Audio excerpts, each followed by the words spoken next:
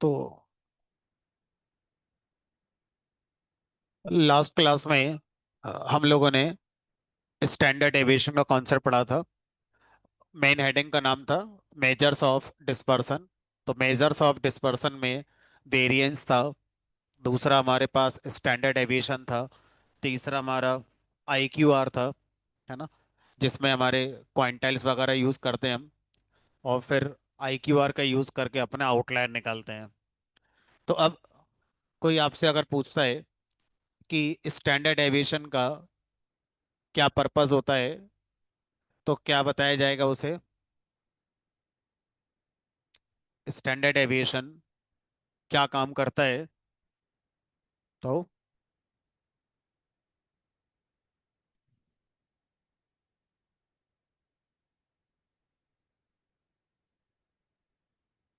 नहीं, ये तो एक काइंड ऑफ मैथमेटिकल फॉर्मेट हो गया कि वेरिएंस का स्क्वायर रूट होता है स्टैंडर्ड एविएशन। ठीक है। अब इससे किसको क्या फायदा होगा? मान लो किसी ने किसी का स्क्वायर रूट निकाल लिया, तो उसको क्या फर्क पड़ा इससे?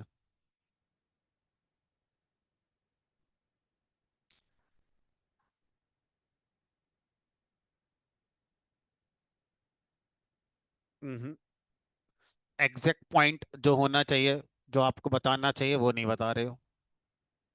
स्टैंडर्ड एविएशन कहाँ, बताओ।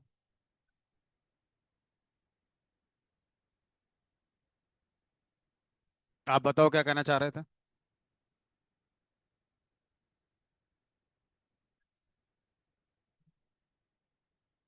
तो इसमें बस एक चेंज ये करेंगे कि लिस्ट की जगह ग्रुप वर्ड हम यूज कर सकते हैं, क्योंकि पाइथन में लिस्ट है।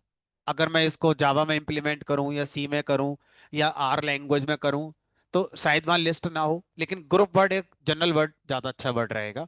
तो हम स्टैंडर्ड एविएशन से ये पता करते हैं कि किसी भी ग्रुप का जो एवरेज है ना, उसके अराउंड डेटा का स्प्रेड क्या है ना, spread of data around mean को समझने के लिए हम क्या यूज करते हैं? स्टैंडर्ड डेविएशन का यूज करते हैं। सेम पर्पस है वेरिएंस को समझने के लिए भी। ठीक है। वेरिएंस एक बड़ी वैल्यू होता है, उसका स्क्वायर रूट कर दें तो हमारा स्टैंडर्ड डेविएशन बन जाता है। ठीक है। अब आज हम पढ़ेंगे कि spread of data across data set, not just around mean. तो अभी हमने जो पढ़ा था स्टैंडर्ड डेविएशन, वो है स्प्रेड ऑफ डेटा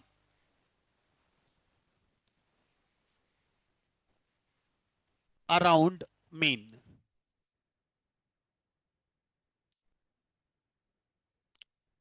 अब हम चाहते हैं कि मीन शब्द को हटा दिया जाए। Spread of data across data set, पूरे डेटा सेट में डेटा का कैसे स्प्रेड है, वो हमें यहां पर देखना है।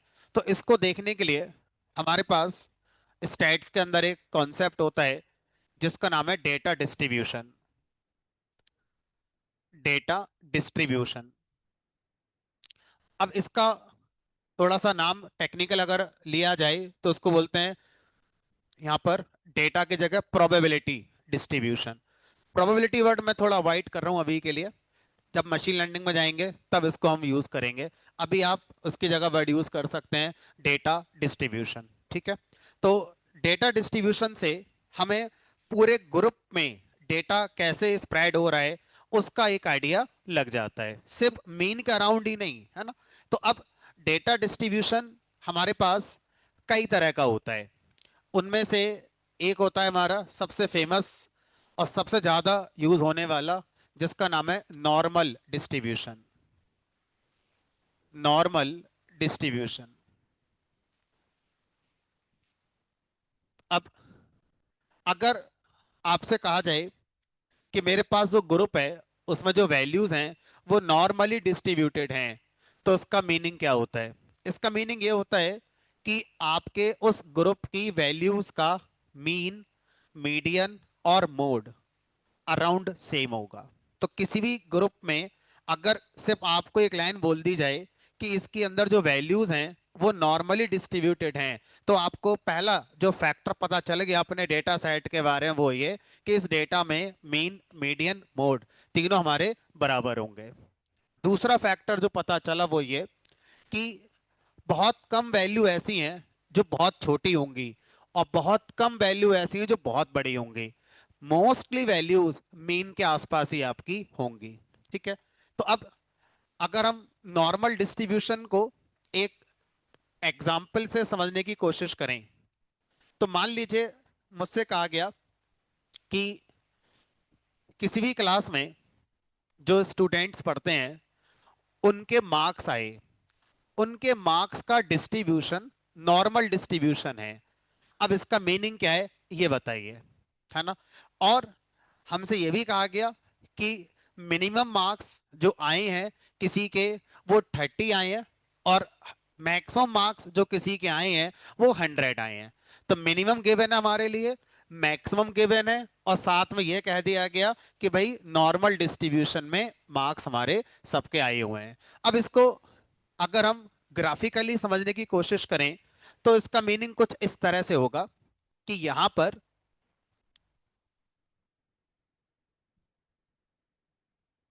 एक्स एक्सिस पर आप अपना मार्क्स रखेंगे असेंडिंग ऑर्डर में, मिनिमम से मैक्सिमम की तरफ। ठीक है। और वाई एक्सिस पे आप रखते हैं फ्रीक्वेंसी। फ्रीक्वेंसी का मतलब हो गया काउंट, कि आपको कितने लोग ऐसे हैं जिनके मार्क्स इस रेंज में हमारे आए हैं, वो आप यहां पर लिखते हैं। एग्जाम्पल के तौर पर अगर मैं कुछ कंटिन्यूअस इंटरवल बना लूं, कंटिन्यूअस इंटरवल, तो मान लो मैंने यहां पर बना दिया वो स्टूडेंट जिनके 30 से 40 की रेंज में आए हैं, वो स्टूडेंट जिनके 40 से 50 की रेंज में आए हैं, वो स्टूडेंट जिनके 50 से 60 की रेंज में आए हैं, 60 से 70, 70 से 80, 80 से 90, और 90 से 100, ऐसे करके मान लेते हैं। तो क्लास में जितने भी स्टूडेंट थे उनमें से मान लीजिए हमारे दो स्टूडेंट ऐसे हैं जिनके मार्क्स 30 से 40 की रेंज में आए हैं। ठीक है। तो यहाँ पर फ्रीक्वेंसी कितने स्टूडेंट हैं जो इस रेंज में लाई करते हैं, हमने कहा दो। तो मान लेते हैं दो को मैंने ये हाइट दे दी, तो ये हाइट दो को रिप्रेजेंट कर रही है। मान लो ये दो, ये चार, ये छ, ये आठ, ये 10, ऐसे करके हम स्टूडेंट के काउंट को बाई पर अपना दिखा रहे हैं। अब उसके बाद मुझसे कहा गया कि 40 से 50 रेंज में आने वाले जो स्टूडेंट हैं, जगह होनी चाहिए, देखो मिल गई।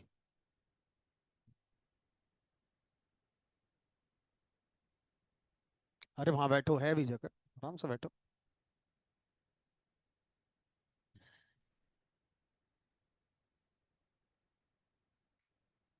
तो अब 30 से 40 रेंज में आने वाले स्टूडेंट दो हो गए हमारे।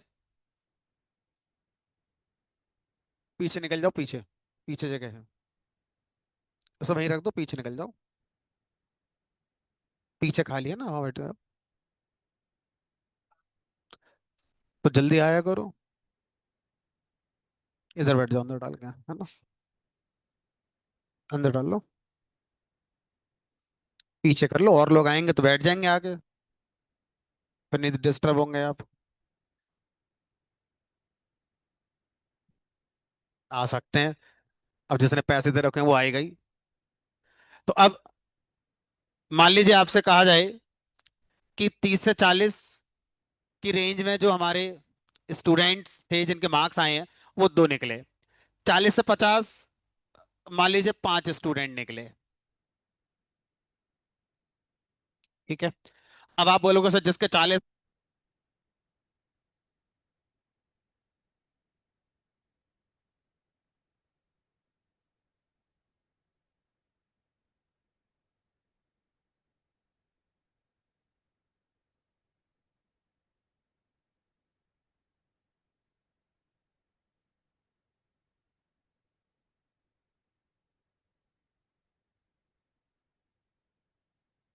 चलो, तो अगर आप 40 वाले को पूछेंगे कि सर वो स्टूडेंट जिसके मार्क्स एग्जैक्ट 40 आए होंगे तो उसको किस इंटरवल में काउंट करेंगे, तो जनरली हमारा नेक्स्ट इंटरवल में बॉर्डर की वैल्यू काउंट होगी।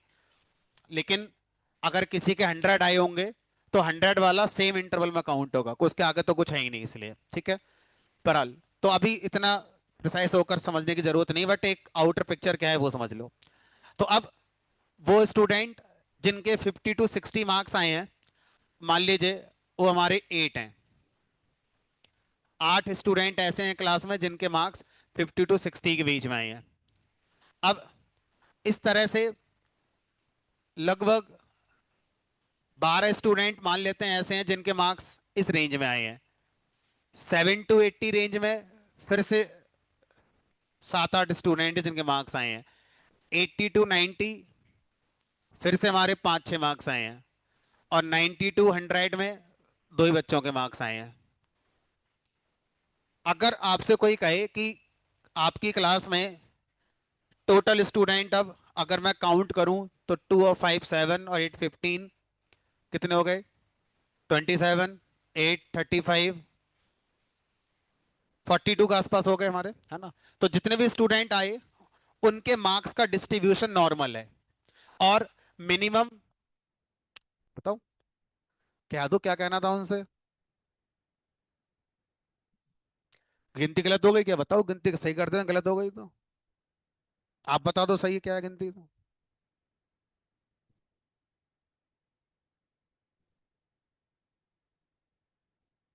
कभी तो ऐसा मुझे करना चाहिए कि क्लास में जब कोई आए तो पहले उससे पुराना पूछो, अगर बता पा रहा है तो अंदर, वरना बाहर। ये सबसे अच्छा तरीका होगा, है ना। फिर अपने आप क्लास में भीड़ आनी बंद हो जाएगी और सब ऑनलाइन चले जाएंगे।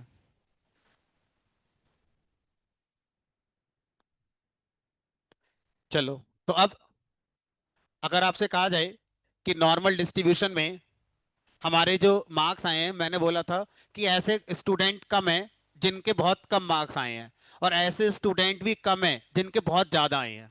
मोस्टली स्टूडेंट के मार्क्स एवरेज के आसपास ही घूम रहे हैं। एवरेज के आसपास 8+12+8 आप ये मान के अपना चल सकते हैं।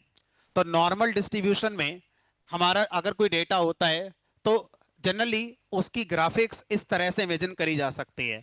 और अगर मैं इनके कॉर्नर को इस तरह से एक कर्व के थ्रू अटैच कर दूं तो ये हमारा वेल कर्व बनकर तैयार हो जाता है। तो नॉर्मल डिस्ट्रीब्यूशन को वेल कर्व डिस्ट्रीब्यूशन या गॉसियन डिस्ट्रीब्यूशन भी कहा जाता है। इसको Gaussian distribution, bell curve distribution, या सबसे सिंपल नाम है इसका नॉर्मल डिस्ट्रीब्यूशन। अब जरा मुझे रियल लाइफ में कोई ऐसा एग्जाम्पल सोचकर बताइए जो काफी क्लोज हो नॉर्मल डिस्ट्रीब्यूशन के। क्या एग्जाम्पल दिया? सेल्स? जैसे देखो, नॉर्मल डिस्ट्रीब्यूशन जब हम किसी चीज को ला रहे हैं तो हमारे पास क्या क्या फैक्टर होने चाहिए वो समझ लेते हैं। सबसे पहले हमारे पास कोई एक न्यूमेरिक वैल्यू होनी चाहिए। वो न्यूमेरिक वैल्यू को हम सॉर्टिंग में रखेंगे मिनिमम से मैक्सिमम की तरफ, और वो जाएगी हमारी एक्स एक्सिस पर। और फिर उस न्यूमेरिक वैल्यू में हम इंटरवल्स क्रिएट करेंगे। इंटरवल्स आर्बिट्रेरी हैं, अपने हिसाब से कुछ भी बना सकते हो। मैंने समझाने के लिए 30 40 बना ली, आप कुछ भी बना सकते हो, 30 32 बना लो, जो मन करे वो बना सकते हो। और वाई एक्सिस पर क्या करेंगे, हर इंटरवल पे कितने डेटा पॉइंट लाई करते हैं उनको हम वाई एक्सिस पर दिखाते हैं। तो कोई भी एग्जाम्पल जो आप नॉर्मल डिस्ट्रीब्यूशन का दे रहे हैं वो ये सारी बातें पहले फॉलो करें, उसके बाद हम समझ पाएंगे हाँ ये नॉर्मल डिस्ट्रीब्यूशन में है या नहीं। किसका? हाइट वाला एग्जाम्पल ज्यादा अच्छा रहेगा देन स्टॉक मार्केट। ठीक है, हाइट वाला एग्जाम्पल क्यों अच्छा रहेगा उसको समझते हैं। मान लीजिए एक हम मान के चलते हैं अडल्ट के लिए, ठीक है। तो अडल्ट का अगर हम एक ग्रुप मान के चलें और हर बंदे की हाइट हम पूछें लाइक इन सेंटीमीटर, किसी की 150 सेंटीमीटर है, किसी की 160 है, किसी की 170 है, किसी की 172 है, 73 है ना। तो अब अगर मैं देखूं तो उस पॉपुलेशन में ऐसे बहुत से कम लोग होंगे जिनकी हाइट बहुत कम होगी, और ऐसे बहुत से कम लोग होंगे जिनकी हाइट बहुत ज्यादा होगी। मोस्टली लोगों की हाइट किसी भी पॉपुलेशन में एवरेज के आसपास ही होगी। आई गेस 170 सेंटीमीटर के आसपास ही होगी मोस्टली स्टूडेंट की। तो एक अच्छा एग्जांपल है हाइट का डिस्ट्रीब्यूशन नॉर्मल डिस्ट्रीब्यूशन में। अब अगर आपसे कहा जाए कि किसी भी कंपनी में कुछ एम्प्लॉयज हैं, कितने हैं नहीं पता, उनको सैलरीज मिलती हैं, उनकी सैलरीज का डिस्ट्रीब्यूशन नॉर्मल डिस्ट्रीब्यूशन है। बताओ इससे क्या समझ में आता है? किसी भी कंपनी में बहुत सारे एम्प्लॉयज काम करते हैं, कितने नहीं पता, उनकी सैलरीज हैं कितनी है नहीं पता, लेकिन उनकी सैलरी का जो डिस्ट्रीब्यूशन है वो नॉर्मल डिस्ट्रीब्यूशन में आता है। तो अब इसका क्या मीनिंग रहा होगा? मैक्सिमम एम्प्लॉयज एवरेज सैलरी के आसपास सैलरी लेते हैं। ऐसे एम्प्लॉयज बहुत कम है जिनकी सैलरी बहुत कम होगी, ऐसे एम्प्लॉयज ही बहुत कम है जिनकी सैलरी बहुत ज्यादा होगी। तो नॉर्मल डिस्ट्रीब्यूशन एक बहुत अच्छा डिस्ट्रीब्यूशन, आइडियल डिस्ट्रीब्यूशन माना जाता है डेटा के पॉइंट ऑफ व्यू से। तो अगर आप स्टैट्स में किसी भी डेटा पे स्टडी कर रहे हैं और वो डेटा नॉर्मली डिस्ट्रीब्यूटेड है तो बहुत आइडियल सिचुएशन हो गई आपके डेटा की। जनरली ऐसा हो बहुत रेयर होता है, लेकिन अगर हो तो इसका मतलब क्या है ये हमारी समझ में आ गया। इसको अंदर आ जाओ, अंदर आ जाओ। वेल कर्व डिस्ट्रीब्यूशन, इधर बैठ जाओ, उधर दो बैठे हैं।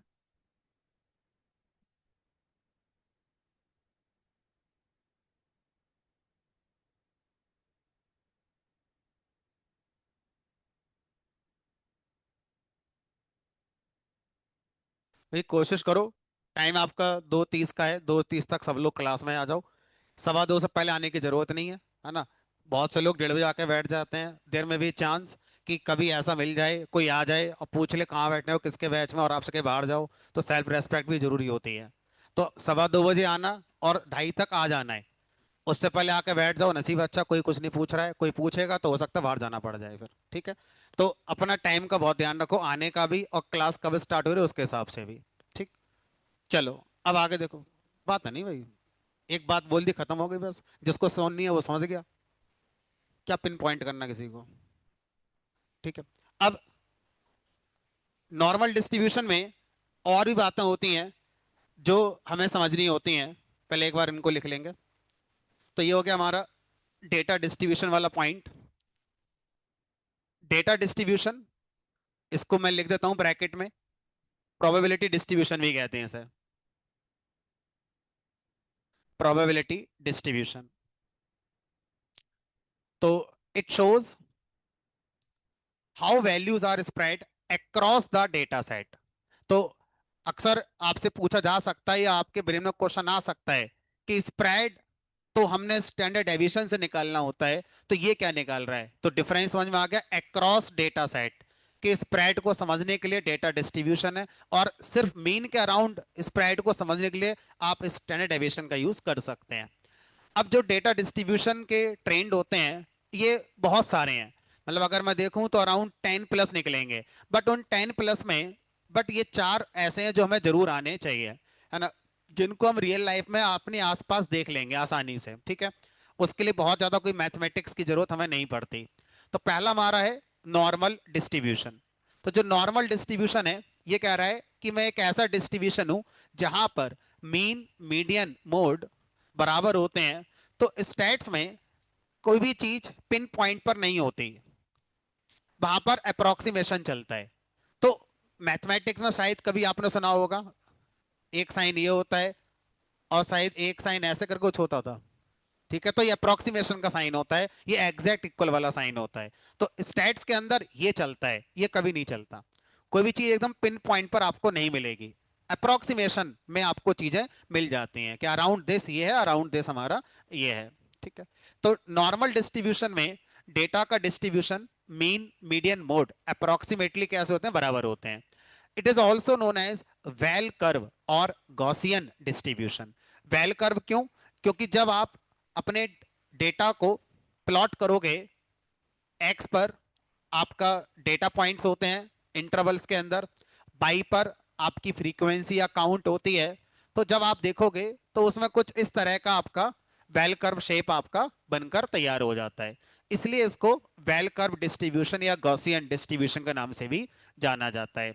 अब अगर आपके नॉर्मल डिस्ट्रीब्यूशन में मीन जीरो हो जाए और स्टैंडर्ड डेविएशन वन हो जाए, तो इस नॉर्मल डिस्ट्रीब्यूशन के पहले एक वर्ड और लगा देते हैं, स्टैंडर्ड नॉर्मल डिस्ट्रीब्यूशन। तो हम इसे बोलते हैं स्टैंडर्ड नॉर्मल डिस्ट्रीब्यूशन। ठीक है, तब ये बताओ, जो हमने एग्जाम्पल दो डिस्कस करे या तीन एग्जाम्पल हमने डिस्कस करे, पहला एग्जाम्पल मार्क्स वाला, दूसरा एग्जाम्पल उन्होंने बताया हाइट वाला, तीसरा एग्जाम्पल एम्प्लॉय की सैलरी वाला, क्या ये तीनों स्टैंडर्ड नॉर्मल डिस्ट्रीब्यूशन कहलाएंगे या नहीं, या इनमें से कोई कहलाएगा या नहीं? स्टैंडर्ड नॉर्मल डिस्ट्रीब्यूशन कहलाने के लिए क्या होना चाहिए? क्या इन सब का मीन जीरो था? नहीं, तो तीनों में किसी का मीन जीरो नहीं है।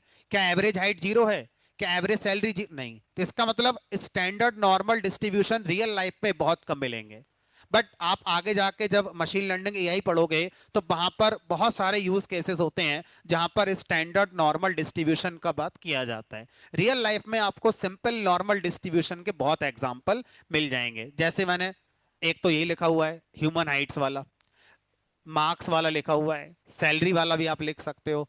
ब्लड प्रेशर चेक करो आप 1,000 लोगों का, तो 1,000 लोगों का ब्लड प्रेशर चेक करोगे, तो जो एक जनरल ब्लड प्रेशर होता है वो 120/80 शायद होता है, जो भी होता है। अब आप 1,000 लोगों का मेजर करोगे तो मोस्टली लोगों का सही निकलेगा। ऐसे बहुत कम लोग होंगे जिनका लो निकलेगा, ऐसे बहुत कम होंगे जिनका हाई निकलेगा। तो ब्लड प्रेशर का डिस्ट्रीब्यूशन अगर हम एक पॉपुलेशन में चेक करें, तो वो भी एक अच्छा एग्जाम्पल किसका कहलाएगा? नॉर्मल डिस्ट्रीब्यूशन का एग्जाम्पल हमारा कहलाएगा। यहां तक समझ में आती बात? इसमें कुछ है ही नहीं ऐसा जो ना समझ में आए हमारा। ठीक है, अब हाँ, बोलिए।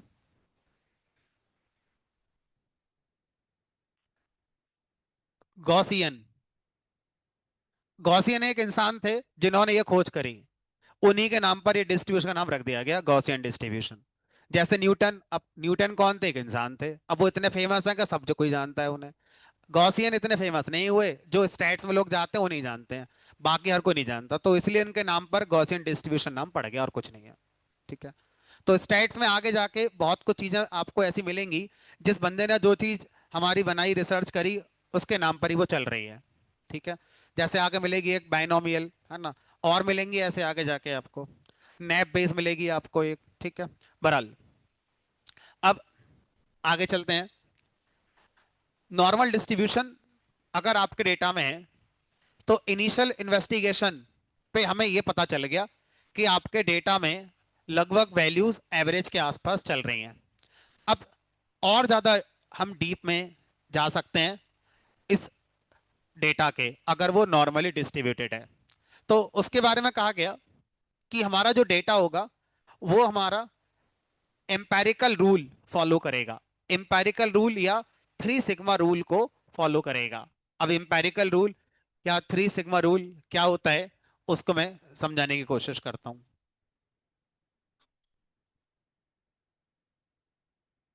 लेट मी चेक, अगर मेरे पास कोई ग्राफिक्स हो, थोड़ा टाइम बचेगा।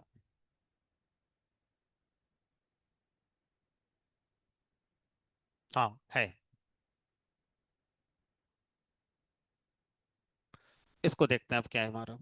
ठीक है, तो अब यहाँ पर कुछ सिंबल्स हैं जिनका यूज करा गया है, तो उन सिंबल्स को हम जानते हैं। म्यू हमारा मीन कहलाता है, और सिग्मा ये हमारा स्टैंडर्ड डेविएशन कहलाता है। ठीक है, तो इस ग्राफिक्स में दो सिंबल आपके लिए अननोन हो सकते हैं, अब वो ऑलरेडी नोन हो गए। म्यू टर्म मीन को रिप्रेजेंट करने के लिए यूज करते हैं, और सिग्मा टर्म ये हमारा स्टैंडर्ड डेविएशन को रिप्रेजेंट करने के लिए यूज करते हैं। ठीक है, तो अब यहाँ पर क्या बताया जा रहा है उसको समझते हैं।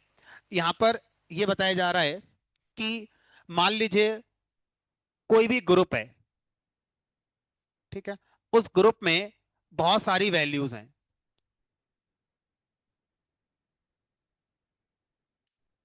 मान लेते हैं इसमें 1,000 वैल्यूज हैं, समझने में आसान हो जाएगा। 1,000 हमारे इसके अंदर डेटा पॉइंट्स हैं या वैल्यूज हैं, कह सकते हैं। अब इस ग्रुप का जो मीन है, मान लीजिए इस ग्रुप का मीन है 100, म्यू की वैल्यू 100 है, और इसका जो स्टैंडर्ड डेविएशन है वो है 10। फिर समझेंगे। पहले हमने नॉर्मल डिस्ट्रीब्यूशन क्या होता है वो समझ लिया, है ना।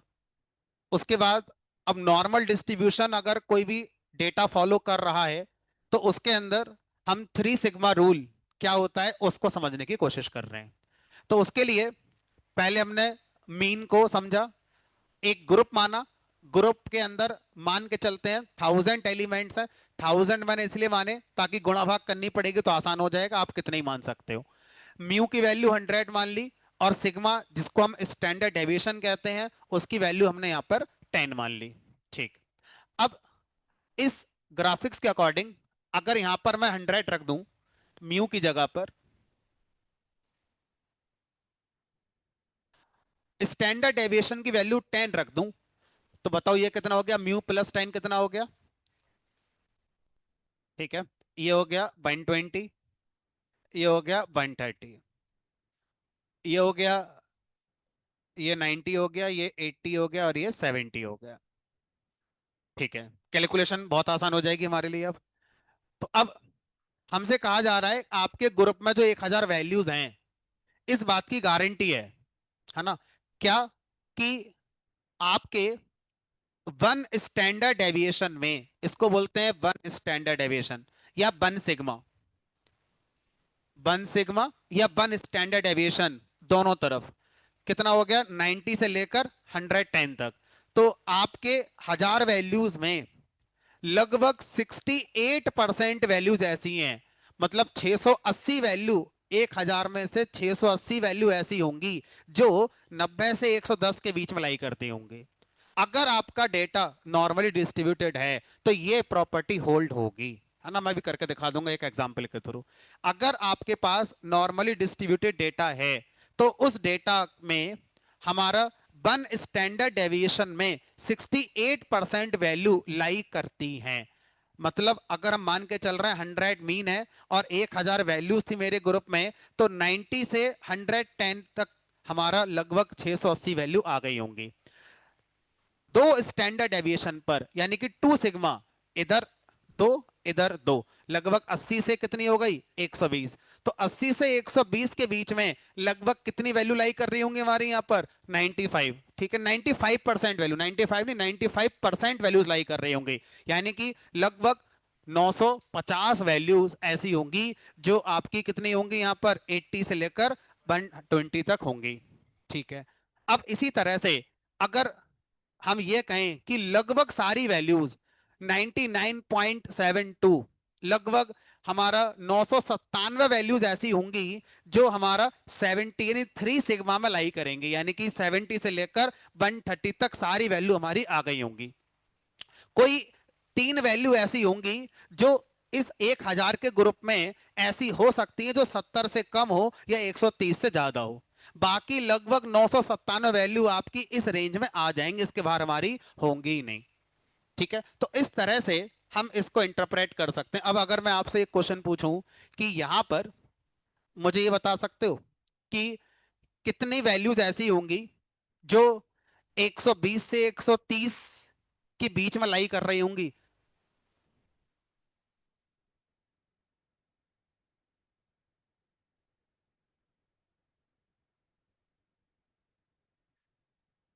120 से 130 के बीच में लाई, यानी कि इस इंटरवल पर लाई कर रही होंगी, यहां पर लाई कर रही होंगी। तो अब देखो कैसे निकालोगे, यहां से यहां तक, यहां से, वैसे मैंने लिख ही दिया है, लगभग 2%, और यहां पर लगभग 13%, लगभग 110 से 120 के बीच में लगभग 13% वैल्यू लाई करेंगी, and so on so on so on. सोचो अगर मेरा डेटा लाखों में है तो, और मेरा डेटा नॉर्मली डिस्ट्रीब्यूटेड है, तो पूरे डेटा के बारे में मुझे इससे पता चल जाता है। मुझे कुछ और इफ एल्स लगा के चेक करने की जरूरत ही नहीं है। है ना, बहुत कम चांस होंगे आउटलायर होने के। एक आधा कोई आउटलायर होगा, चल जाएगा, कोई दिक्कत नहीं है। क्योंकि 99.7% वैल्यू तो थ्री सिग्मा के अंदर लाई हमारी करी जाएंगी उसमें। चलो, अब थोड़ा सा पिक्चर को चेंज करते हैं। ठीक है, चेंज करने के बाद यहां पर आते हैं, और मैं कोई एक कस्टम एग्जांपल लेता हूं। मान लीजिए किसी भी ऑर्गेनाइजेशन में हमारे 500 एम्प्लॉयज काम करते हैं। ठीक है, डेटा नॉर्मल डिस्ट्रीब्यूशन का है, सैलरीज का डेटा है, नॉर्मल डिस्ट्रीब्यूशन का है। ठीक है, salaries are in normal distribution. Average salary किसी भी एम्प्लॉय की जो है वो 40,000 है। 40,000 एवरेज सैलरी है। स्टैंडर्ड एविएशन 5,000 का है। अब जरा मुझे ये बताओ, कितने एम्प्लॉय ऐसे होंगे जिनकी सैलरी 50 से 60 हजार के बीच में होगी? 2 मिनट ले लो अपने, कोई दिक्कत नहीं है। क्वेश्चन पहले अच्छे से समझ लो। 500 एम्प्लॉयज है पूरे ऑर्गेनाइजेशन में, सैलरीज नॉर्मल डिस्ट्रीब्यूशन में है। इन 500 एम्प्लॉय की एवरेज सैलरी 40,000 है। स्टैंडर्ड डेविएशन 5,000 का है। क्वेश्चन ये बताया गया है कि मुझे उन एम्प्लॉय की संख्या बताओ जिनको सैलरी मिल रही है 50 से 60 हजार के बीच में। मेरी तरफ क्या देख रहे हो? कागज पेन पकड़ो, निकाल के दिखाओ, ग्राफ बनाओ, उसमें अपना टिक मार्क लगाओ, देखो कौन सी चीज कहाँ फिट हो रही है, फिर मुझे बताओ कि सर इतने निकले।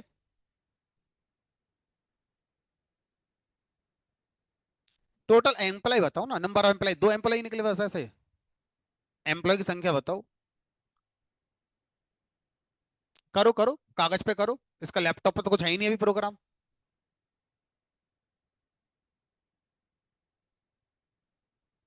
कर लो पहले। जब ब्रेन में आएगा तो अलग है, जब कागज पे आएगा तो एकदम आंसर बदल जाएगा।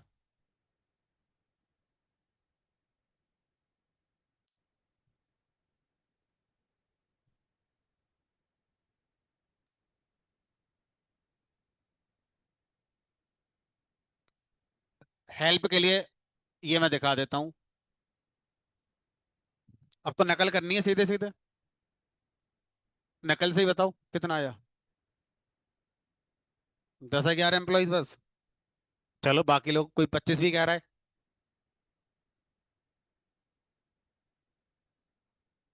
12.5%, 500 का, तो वो तो 60 के आसपास हो गए। 170 एम्प्लॉय। कर लो, जल्दीबाजी ना करो, करके देख लो। ये सामने स्टैंडर्ड एक पिक्चर है, इस स्टैंडर्ड पिक्चर में अपनी वैल्यू को फिट करके देखो, फिर पता चल जाएगा कि 50 से 60 में क्या आ रहा है हमारा।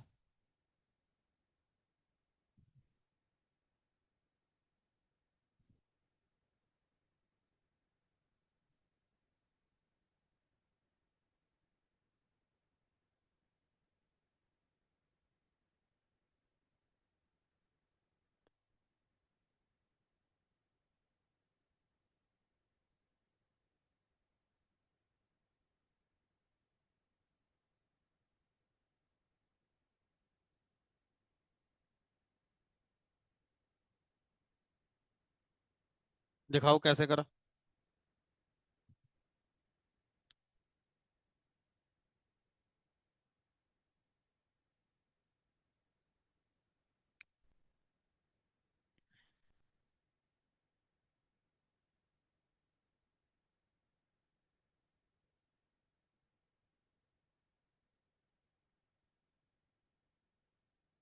13 एम्प्लॉय या 13%?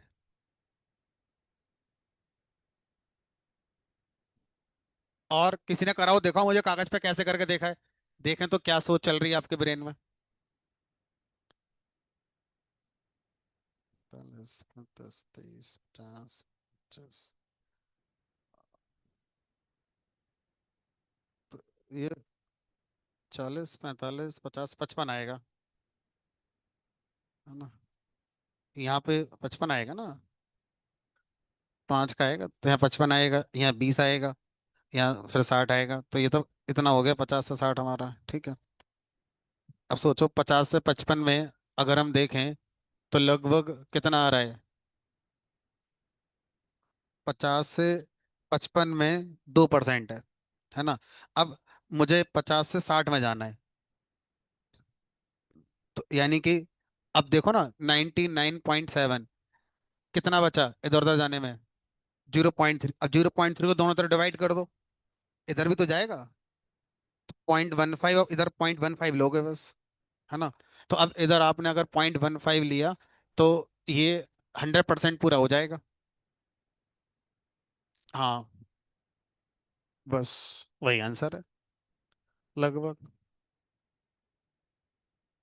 कितना? 10%? मतलब वैल्यू, नंबर ऑफ एम्प्लॉइज? चलो देखते हैं। चलो ठीक है, देखो भाई।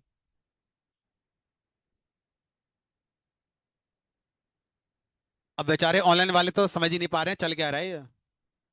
वो बैठे इंतजार कर रहे हैं, कुछ लिख नहीं रहे सर आज जुपिटर पे। तो स्टैटिस्टिक्स, मशीन लर्निंग, एआई, इसमें सोचना ज्यादा है, मैथमेटिक्स ज्यादा है इसमें। सीधा पावर वे पे आपको मुलाकात होगी, ड्रैग एंड ड्रॉप वाली। जब तक तो यही सोचते रहो क्या हो रहा है, कौन सी घड़ी चल रही है। अब देखो भाई, इसकी कहानी क्या बनेगी? इसकी कहानी ये है कि अब आपको शुरुआत करनी है ग्राफिक्स बनाने की एवरेज से। ये हो गया आपका 40,000, ये स्केल मान लो। ऐसे मत सोचो कि शुरू 10 से करेंगे, आपको शुरू करना है एवरेज से। अब एवरेज के दोनों तरफ स्टैंडर्ड डेविएशन मिलाकर वन सिग्मा कहलाता है। वन सिग्मा कैसे बनेगा? Standard deviation plus standard deviation minus, यानी कि ये हो गया 45 और ये हो गया लगभग 35, ठीक है। ये हो गया वन स्टैंडर्ड डेविएशन। अब टू स्टैंडर्ड डेविएशन में ये 30 आ जाएगा, 30,000 वाला, और ये 40,000 वाला आ गया, तो ये हो गया टू स्टैंडर्ड डेविएशन 50। तो ये हो गया वन स्टैंडर्ड डेविएशन 68%, मोटा मोटा मान लेते हैं। और यहां से यहां तक हो गया 94% था लगभग। अब ये हो गया हमारा 25 और ये हो गया 55। अब यहां पर लगभग 99.7% डेटा आ गया हमारा। अब मेरा क्वेश्चन था 50 से 60 हजार के बीच में कितने होंगे, ठीक है। तो अब 50 से 55 तक कितने होंगे वो यहां से पता चल गया। कितने थे लगभग? 2.1%, यहां से यहां तक तो हो गए, ठीक है। अब अगर मैं इसको और आगे ले जाऊं, लगभग हमारा 100% में कितना बचा? -99.7, यानी कि 0.3 के आसपास बचा। यानी कि अगर मैं दोनों तरफ 0.15 डाल दूं, 0.15 इधर डाल दूं और 0.15 इधर डाल दूं, तो जो बचे हुए 0.3% थे वो लगभग हमारे सब में एडजस्ट हो जाते हैं, ठीक है। ये मान के चल रहे हैं। तो अब अगर हम 60 में जाएंगे, 55 इधर और इधर 20 में आएंगे, ठीक है, तो लगभग 100% हमारा डिस्ट्रीब्यूशन हो गया होगा, ठीक है। अब पूरा 100% डिस्ट्रीब्यूशन अगर मेरा हो गया है, तो अब 50 से 60 के बीच में कितना आया? 0.15 ये है, और 2.1 हमारा ये है, तो 2.1 और 0.15। क्या चीज? 60 से ऊपर मान के चलते हैं कि जो हमारा 0.3% बचा है, लगभग ये हमारा जो फोर सिग्मा वाले में है उसमें सब में आ चुका होगा। और अगर कोई 60 से ऊपर होता तो एवरेज 40 आता ही नहीं, और स्टैंडर्ड डेविएशन 5 आता ही नहीं, वो कुछ और आता फिर। अगर ऐसी कोई संभावना होती तो हमारा ये जो दो फिगर हैं ये ना आकर फिर कुछ और आ रहे होते, ठीक है। तो मान के चलते हैं इस तरह से हमारा ये लगभग हो गया 2.1, 0.15, लगभग 2 पॉइंट कितना हो गया? 25 के आसपास हमारा बनेगा। अब 500 का निकाल लो ये कितना हो गया, वो आपका आंसर होगा, ठीक है। तो अगेन हम अप्रोक्सीमेशन पर चल रहे हैं, हमें पिन पॉइंट आंसर नहीं देना है। आपकी बात को अगर हम कंसीडर कर भी लें तो कितना परसेंट फर्क आएगा, 0.01 0.1% का फर्क पड़ेगा। तो फिर भी हम एक एवरेज ही बताने वाले हैं कि भाई 10 से 12 एम्प्लॉय या 10 से 11 एम्प्लॉय ऐसे होंगे जिनकी सैलरी कितनी होगी, 50 से 60 हजार के बीच में होगी, इससे ज्यादा नहीं होंगे, इससे कम नहीं होंगे। ठीक है, चलो भाई। तो नॉर्मल डिस्ट्रीब्यूशन की कहानी समझ में आ जाती है क्या है हमारी। तो हमारे बड़े डेटा पर बहुत जल्दी हम इनसाइट्स निकाल लेते, तो इसको कुछ लोग इनसाइट्स के नाम से भी जानते हैं। इनसाइट्स हमने यहां पर अपनी निकाल ली है। ठीक है, अब आप बोलोगे सर इसका कोई कोड वोड नहीं है, बस ऐसे ही मैथमेटिकली फॉर्म में ही पढ़ना पड़ेगा इसको। तो आंसर इज नो। इसका हम सम सॉर्ट ऑफ कोड बनाकर ट्राई कर सकते हैं। चलते हैं एक बार।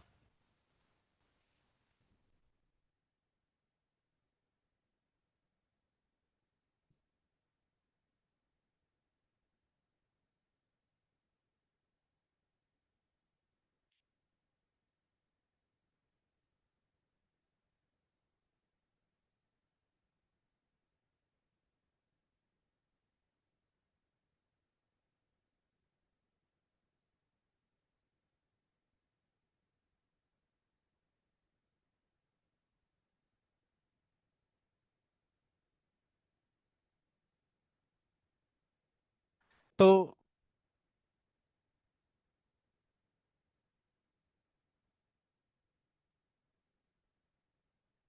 रैंडम एक हमारे पास पाइथन लाइब्रेरी है ही।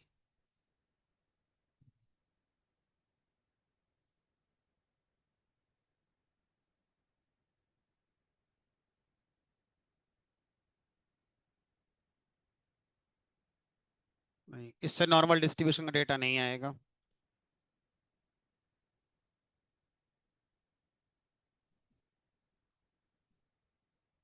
नहीं, चलो एक दूसरी लाइब्रेरी यूज करेंगे आज।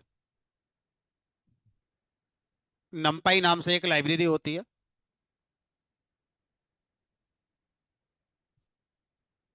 तो स्टैटिस्टिक्स में एक इस लाइब्रेरी हम यूज करते आ रहे हैं स्टैटिस्टिक्स करके।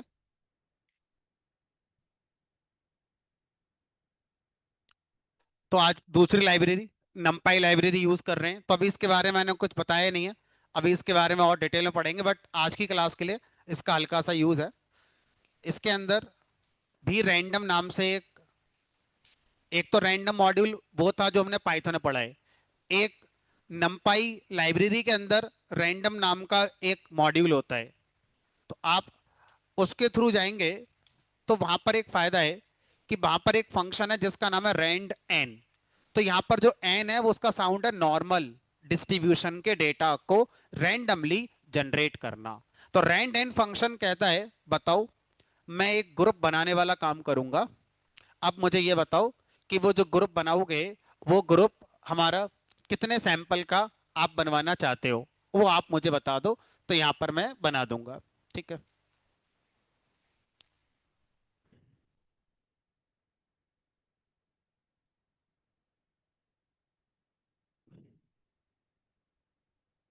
हम्म,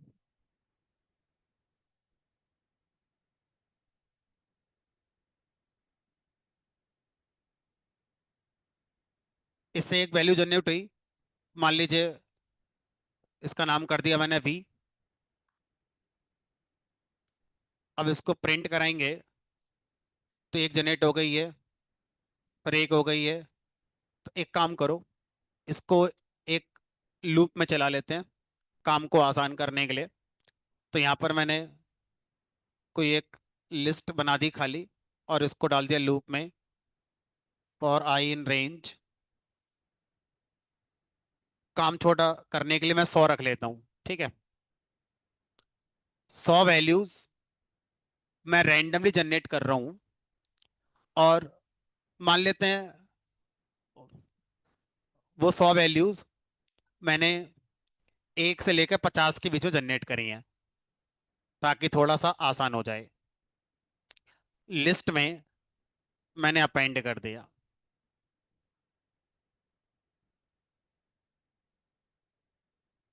अब इस कोड ने क्या करा होगा, इस कोड ने एक लिस्ट बनाई होगी जिसमें 100 वैल्यू रैंडमली आई हैं, और जो 100 वैल्यू रैंडमली आई हैं वो इस तरीके से आई होंगी कि उनका डिस्ट्रीब्यूशन नॉर्मल होगा, क्योंकि मैंने 100 के 100 बार रैंड एन फंक्शन कॉल करा है। रैंड एन फंक्शन कह रहा है जब भी मुझे कॉल करोगे, मैं आपको वैल्यू जो दूंगा वो नॉर्मल डिस्ट्रीब्यूशन के हिसाब से लाकर दूंगा।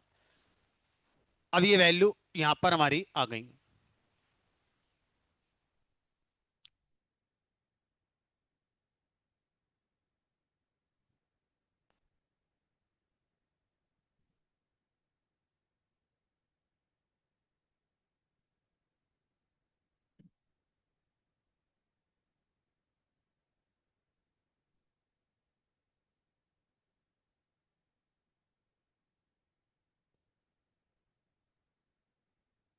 अगर मैं इसको कुछ नहीं बताऊंगा कि किससे किस रेंज में देनी है, तो ये ऑटोमेटिकली नॉर्मल डिस्ट्रीब्यूशन की फॉर्म में डेटा लाकर मुझे दे देगा। अगर मैं इसको अब आपसे कहूं कि इसको जरा रन करके दिखाओ, तो आपका जो रिजल्ट, इसको यहां से आर्गुमेंट हटा देना, यहां से जो रिजल्ट आया होगा वो आपका कुछ और होगा, मेरा कुछ और आ रहा है। तो अब यहां पर मैं क्या करता हूं, प्रिंट करता हूं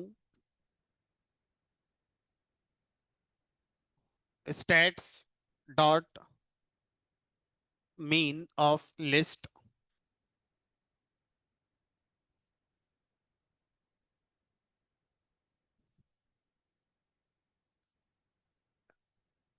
बहुत सेम नहीं आया, काफी अलग आ रहा है, क्योंकि हमारा जो डेटा है वो बहुत छोटा बना हुआ है।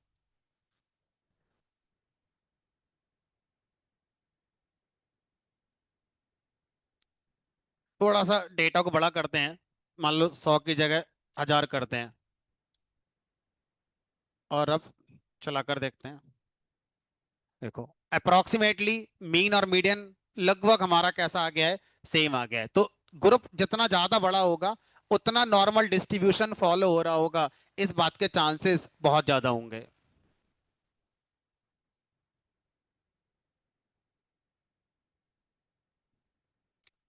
अब मैं आपको रिकमेंड नहीं करूंगा कि आप उसको कोड को चलाकर देखें। मैं सिर्फ आपको ग्राफिकली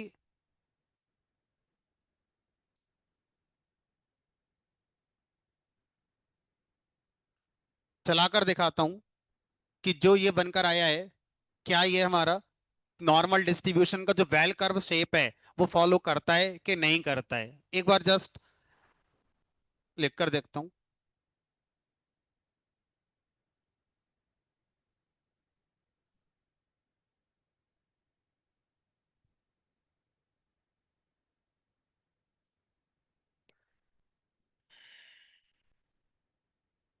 ये देखो, यहाँ से क्लैरिटी ज्यादा अच्छी है। अब ये मैंने कुछ एक्स्ट्रा कोड लिखा है जो भी मैंने पढ़ाया नहीं है।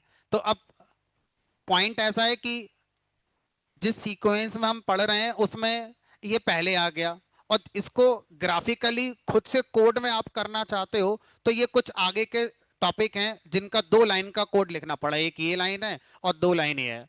तो अभी भले ही ये कोड 2 लाइन का समझ में ना आए, लेकिन ये समझ में आ गया कि जो मैंने आपको पेंसिल से बना कर दिखाया था ये सिर्फ कागज पे नहीं बनाते हैं, इसको प्रोग्राम से ही बनाया जा सकता है। उसके लिए आपको पाइथन की लाइब्रेरीज थोड़ी यूज करनी पड़ेंगी।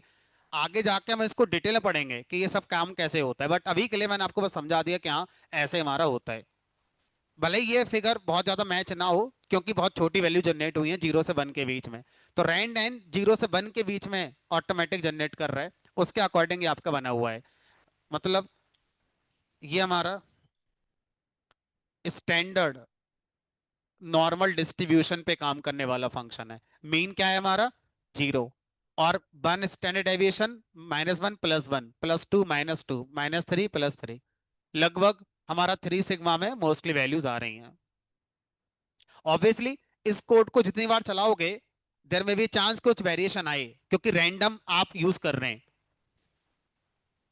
बट ज्यादा बार आप देखोगे तो वो नॉर्मल डिस्ट्रीब्यूशन की प्रॉपर्टी लगभग फॉलो हो रही होगी। ठीक है, चलो ठीक है। एक आइडिया मैंने आपको दे दिया कि क्या हमारा चल रहा है।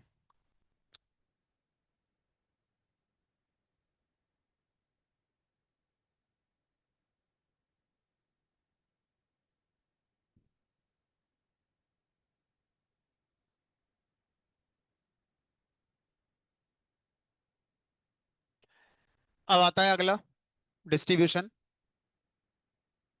अच्छा, मान लो मुझसे कहा गया कि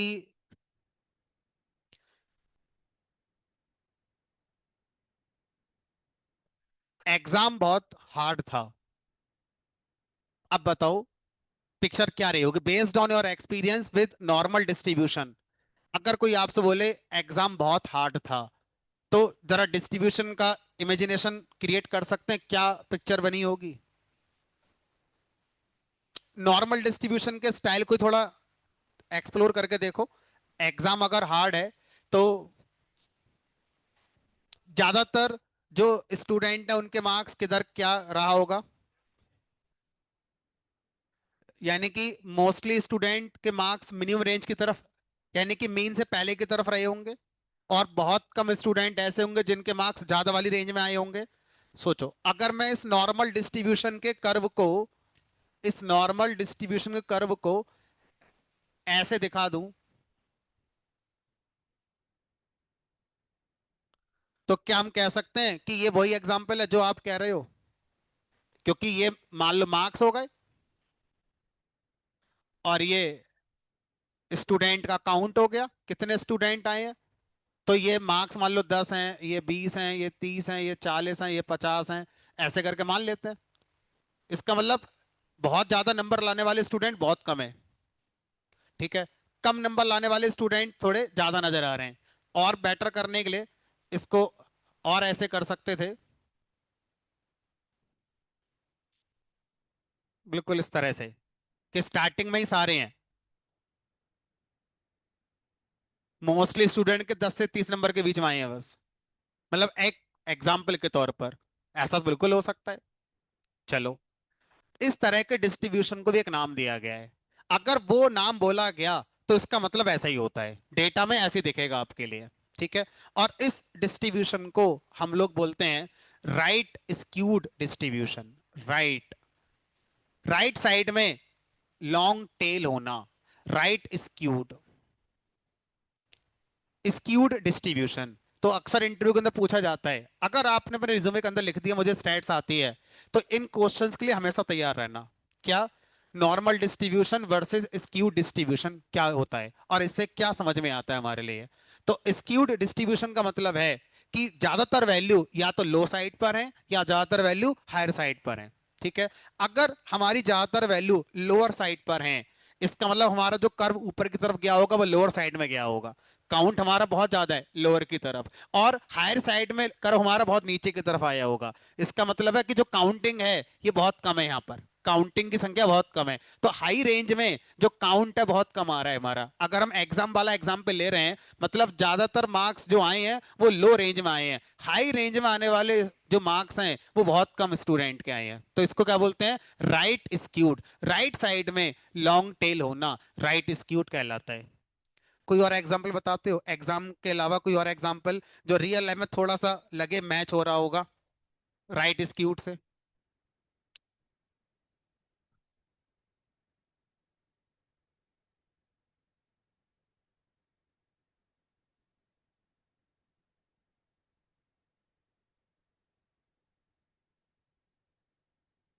ठीक है, बहुत ज्यादा साइंटिफिक हो जाएगा, हर कोई समझ कर पाएगा, थोड़ा सा मुश्किल हो पाएगा।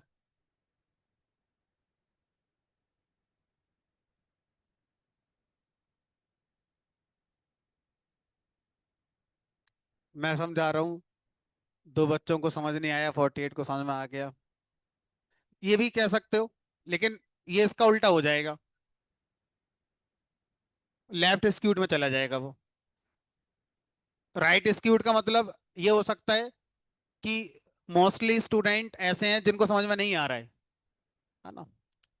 कोई ऐसा एग्जाम्पल दो जो रियल लाइफ में एकदम बिल्कुल बिना दिमाग लगाए सबको समझ में आ जाए, हाँ ये बात सही है, ये रियल लाइफ में राइट स्क्यूड ही होता होगा।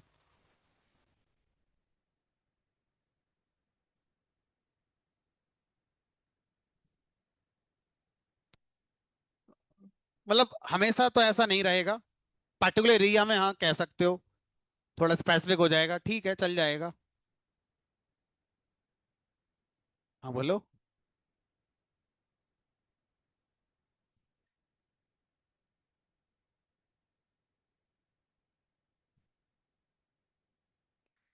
उल्टा हो जाएगा। चलो ठीक है, हमें आगे बढ़ना है, खत्म भी करना है। तो अगर आपसे कहा जाए कि income of a person in a country, right skewed होती है। Income of person in a country, मान लो भारत में 150 करोड़ लोग हैं। अब 150 करोड़ लोगों में अगर मैं इनकम, ये हो गई हमारी, मान लो 10 लाख रुपए साल, 20 लाख रुपए साल, 30 लाख रुपए साल, 40 लाख रुपए साल, 50 लाख रुपए साल, 1 करोड़ रुपए साल, 5 करोड़ रुपए साल, 10 करोड़ रुपए साल। तो अब 5 करोड़ रुपए साल कमाने वाले कितने होंगे? बहुत कम होंगे। समझ पा रहे हो मैं क्या कहना चाह रहा हूँ? यानी कि हाईएस्ट जो हमारे पैकेजेस होंगे वो इधर की तरफ आएंगे, और हाईएस्ट पैकेज की तरफ जो संख्या होगी बहुत कम होगी। ज्यादातर लोग जो होंगे वो लगभग इसी रेंज में होंगे, 10 लाख से 30 लाख तक मंथली ईयरली कमाने वाले, मोस्टली वाले। ठीक है, तो अगर मैं देखूं तो इनकम को आप राइट स्क्यूड थोड़ा सा मान सकते हैं, है ना, एक सही एग्जांपल हो सकता है। कोई और किसी के दिमाग में आ रहा हो तो राइट स्क्यूड का? एग्जाम वाला तो हो ही गया, है ना, क्या एग्जाम बहुत मुश्किल आया था, तो मार्क्स का डिस्ट्रीब्यूशन कैसा बना होगा? राइट स्क्यूड हमारा बना होगा। ठीक है, तो अब और भी एग्जांपल किस दिमाग में आए तो अप्लाई करके देख लेना। ये सारी शर्तें मानी जा रही हैं तो ठीक है, नहीं तो नहीं है। तो left skewed, sorry, right skewed distribution क्या होता है हमारा? जिसमें मीन बड़ा होता है, उससे बड़ा मीडियन, मीडियन से बड़ा आपका मोड। तो mean is greater than median, median is greater than mode, ये रिलेशन फॉलो होता है मीन मीडियन मोड में। ठीक है, इसको पॉजिटिव डिस्ट्रीब्यूशन के नाम से भी जाना जाता है। पॉजिटिव डिस्ट्रीब्यूशन क्यों कह रहे हैं? ऐसे मान लो ये पॉजिटिव साइड होती थी, ये नेगेटिव साइड होती थी, तो लॉन्ग टेल पॉजिटिव साइड बनी है, इसलिए इसको पॉजिटिव डिस्ट्रीब्यूशन भी कह देते हैं। Having long tail on right side. Marks distribution if paper is hard. ठीक है, distribution of income of person in a country. दोनों एग्जांपल एकदम ठीक थे, कोई दिक्कत नहीं थी इसमें। तो राइट स्क्यू डिस्ट्रीब्यूशन इस तरह से हम लोग यहां पर अपना यूज कर सकते हैं।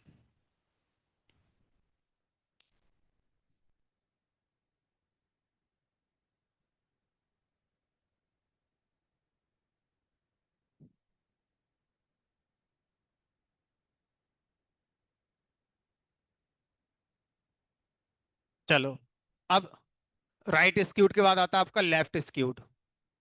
लेफ्ट स्क्यूड का एग्जांपल हो गया, पेपर आसान आया था। पेपर आसान आया था का मतलब ये हो गया होगा, पेपर आसान आया था, ये मिनिमम मार्क्स हैं, कितने हैं वो छोड़ो, ये मैक्सिमम है। तो ज्यादातर स्टूडेंट के मार्क्स जो आए हैं वो किस रेंज में आए हैं? मैक्स रेंज में आए हैं। यानी कि पेपर कैसा निकला आपका? आसान निकला। तभी तो ऐसी सिचुएशन बनी होगी हमारी। कोई और एग्जांपल सोच के बताओ जरा।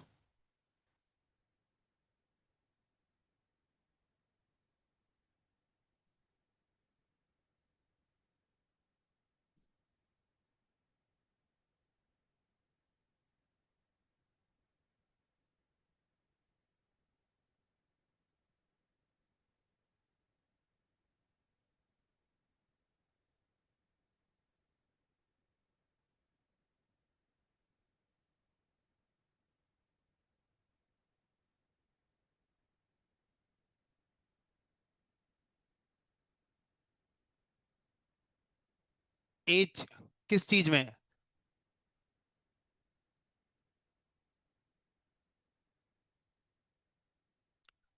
हाँ मतलब, अगर मैं लाइफ का ग्राफ प्लॉट करूं, मान लो इस पूरे वर्ल्ड में अगर हम देखें तो इस पूरे वर्ल्ड में 800 करोड़ लोग रहते हैं, मान लो एग्जाम्पल के तौर पर। अब 800 करोड़ लोगों की लाइफ है, कोई 40 साल में एक्सपायर हो गया, कोई 60 में, कोई 80 में, कोई 90 में, ऐसा एक्सपायर हुआ। तो अब अगर मैं आपसे कहूं कि भाई यहाँ पर मिनिमम से मैक्सिमम, तो जो इंसान की एक मैक्सिमम लाइफ जनरली दी गई है, ज्यादातर लोग, आज का पता नहीं, लेकिन अगर हम आज से 50 साल पहले को अगर कंसीडर कर लें, तो ज्यादातर लोगों की जो लाइफ रही होगी वो कौन से डिस्ट्रीब्यूशन में आएगी? हमारे इस लेफ्ट स्क्यूड में आएगी। बहुत से कम लोग ऐसे हैं जो जल्दी एक्सपायर हो जाते हैं, ऐसे लोग थोड़े कम ही होते होंगे। ज्यादातर लोग अपनी लाइफ पूरा करने के बाद ही एक्सपायर हो रहे हैं। मतलब अगर हम एक एग्जाम्पल देना चाहें तो ये दे सकते हैं एग्जाम्पल। अब ये एग्जाम्पल आज है या नहीं कह नहीं, लेकिन आज से 50 साल पहले तो होता ही होगा ये एग्जाम्पल। ठीक है, नेचुरल डेथ ही लोग अपनी जनरली करते होंगे। तो और भी चीजें हो सकती होंगी जो यहाँ पर अपनी देख सकते हो। यूनिफॉर्म डिस्ट्रीब्यूशन, ऐसा डिस्ट्रीब्यूशन जहां पर मीन और मोड दोनों बराबर, सॉरी, मीन और मीडियन दोनों बराबर होते हैं, सिर्फ मोड आपकी कैसी है, हर पॉइंट पर सेम है। क्या मतलब है सर इसका? हमने कहा वो स्टूडेंट जिनके 30 से 40 नंबर आए, मान लो ऐसे 10 स्टूडेंट हैं, तो 40 से 50 वाले भी 10 ही हैं, 50 से 60 वाले भी 10 हैं, 60 से 70 वाले भी 10 हैं, हर इंटरवल पे इक्वल फ्रीक्वेंसी है। तो जब हर इंटरवल पे इक्वल फ्रीक्वेंसी डेटा होता है तो उसको क्या बोलते हैं, यूनिफॉर्म, एक जैसा डिस्ट्रीब्यूशन। और इसके एजेस को मिलाओगे तो क्या बनेगा, सिंपल एक लाइन हमारी बनकर यहां पर आ जाएगी। ठीक है, तो इस तरह को हम क्या बोलते हैं, यूनिफॉर्म डिस्ट्रीब्यूशन यहां पर हम कहते हैं। ठीक है, marks distribution of a student in class uniform, property distribution in a family, ये ज्यादा अच्छा एग्जांपल है। एक घर में मान लो 4 लोग हैं, अब पेरेंट्स के पास कुछ एसेट्स हैं, कुछ प्रॉपर्टीज हैं, अब मुझे उनका बंटवारा करना है, तो इन जनरल सबको बराबर बराबर मिल रहा होगा। तो property distribution in a family एक अच्छा एग्जांपल हो गया यूनिफॉर्म डिस्ट्रीब्यूशन का। ठीक है, ऐसे और भी एग्जांपल हैं जो हो सकते हैं यूनिफॉर्म डिस्ट्रीब्यूशन के। ठीक है, चलो भाई, तो इसी तरह से एक और हो सकता है रैंडम डिस्ट्रीब्यूशन। रैंडम डिस्ट्रीब्यूशन का मतलब है जहां पर कोई ट्रेंड ही नहीं है, कुछ भी कहीं भी हो सकता है, जैसे स्टॉक मार्केट शॉर्ट टर्म में। लॉन्ग टर्म में तो पता है कि पैसा लगा दो 30 साल फायदा होना है, लेकिन शॉर्ट टर्म में अगर हम बात करें तो कोई प्रिडिक्ट नहीं कर सकता कब क्या होने वाला है ना? तो इस तरह से अगर हम स्टॉक मार्केट देखें तो ये हमारा हो जाता है। Call at customer care, customer care पर कॉल्स आ रही हैं, तो अब ये नहीं कह सकते सुबह 9 से शाम को 6 बजे तक बंदे अगर बैठे हैं तो किस टाइम पर ज्यादा कॉल आएंगी, किस टाइम पर कम। कभी हो सकता है सुबह ज्यादा कॉल आ जाए, हो सकता है कभी दोपहर में ज्यादा कॉल आ जाए, हो सकता है कभी कहीं कॉल ना आए, हो सकता है पूरे दिन ही आप बिजी चल रहे हो।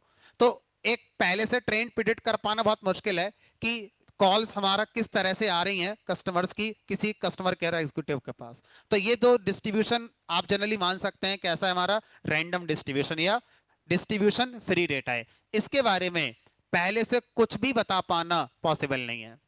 अगर आपका डेटा रैंडम डिस्ट्रीब्यूशन में है तो आप पहले से कुछ नहीं बता पाएंगे उस डेटा के बारे में कि उस डेटा में क्या चीज मिलने वाली है और क्या चीज हमारी नहीं मिलने वाली है। ठीक है, तो इस तरह से ये हमारे कुछ डिस्ट्रीब्यूशन के एग्जाम्पल। अरे पहले उनको पूछने दो, हाँ बताओ।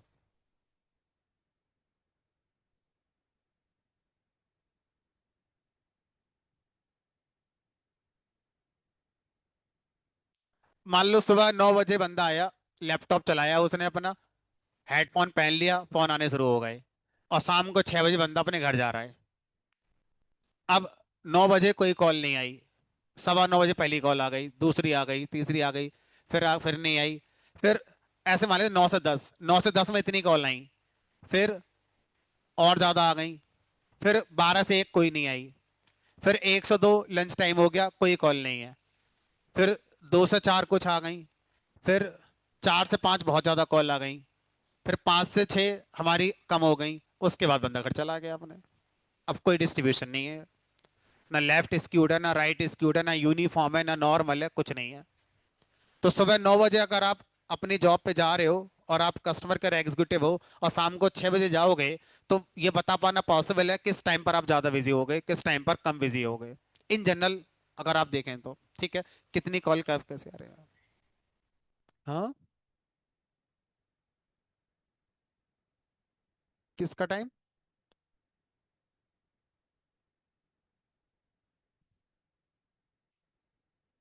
वो भी कह सकते हो। ठीक है, चलो भाई, तो ये कहानी डिस्ट्रीब्यूशन की हो गई। अब अगर मैं इसमें जहां पर फंक्शन मैंने रैंड एन लगाया है, इसकी जगह अगर मैं यूनिफॉर्म लगा दूं, कुछ इस तरह से आ गया लगभग, हर पॉइंट पे एक जैसा ही बनकर आ रहा है, तो अप्रोक्सीमेशन देखें तो यूनिफॉर्म डिस्ट्रीब्यूशन है, एक जैसा। तो यूनिफॉर्म का मतलब यही है, स्कूल में यूनिफॉर्म पहन के जाते हैं तो सब एक जैसे हैं, कोई छोटा बड़ा नहीं है। यूनिफॉर्म का मतलब ये होता है सब एक जैसा, हर जगह एक जैसा। ठीक है, अब इसका जो हमारा मीन मीडियन है बराबर होंगे, मोड, हर पॉइंट मोड है, ये भी मोड है, ये भी मोड है, क्योंकि सब जगह फ्रीक्वेंसी बराबर ही है लगभग, तो हर पॉइंट मोड होने के लिए तैयार है।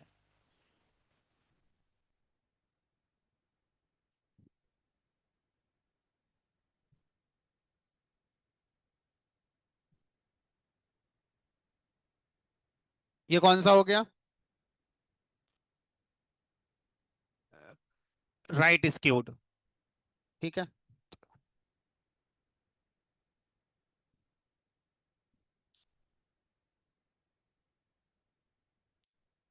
ये हो गया लेफ्ट स्क्यूड।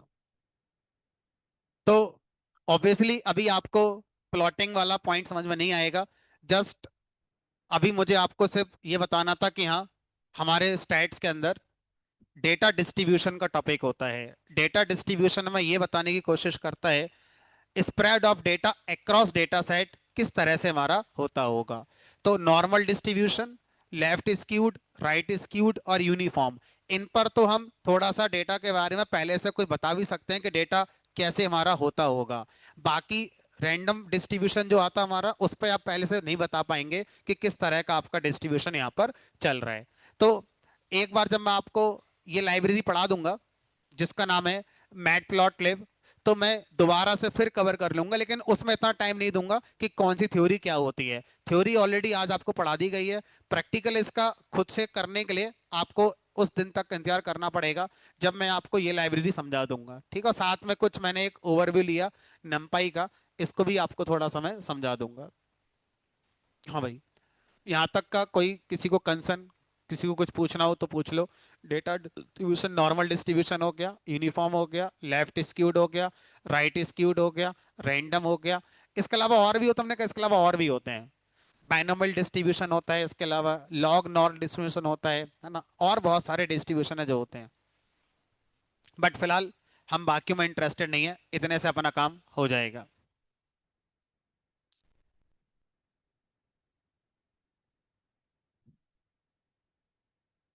एक बार जरा मुझे रिवाइज कर बताओ, अभी तक स्टैट्स में कौन कौन से टॉपिक्स आपने पढ़ लिए?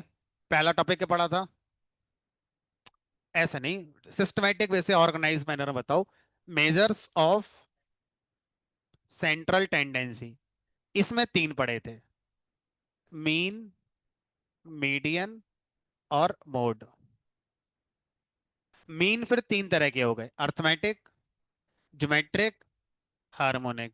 पहला चैप्टर पूरा, इसको बोलते हैं स्टैटिस्टिक्स का चैप्टर वन पूरा हो गया। उसके बाद चैप्टर टू हो गया हमारा मेजर ऑफ डिस्पर्सन। अब हर चैप्टर का एक कंक्लूजन क्या है वो तो लेते चलो। मेजर्स ऑफ सेंट्रल टेंडेंसी हमें क्या बताने की कोशिश करता है? हमारे ग्रुप को किस सिंगल वैल्यू से रिप्रेजेंट किया जा सकता है।